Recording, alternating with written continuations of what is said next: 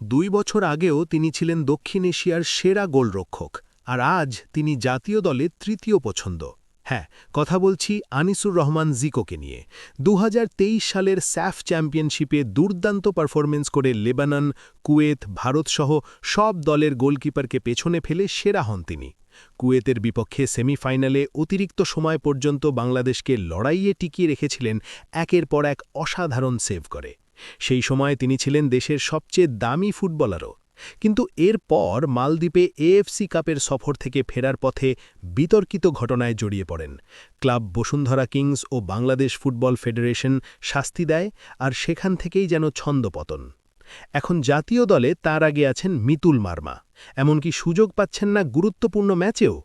প্রশ্ন হচ্ছে, একজন প্রমাণিত পারফর্মারকে কি এভাবে হারিয়ে যেতে দেওয়া যায়? জিকো কি আবার ফিরবেন তার সেরা রূপে, নাকি এটাই এক সম্ভাবনাময় কেরিয়ারের মোড় ঘোরানো অধ্যায়? সময়ই দেবে সেই উত্তর।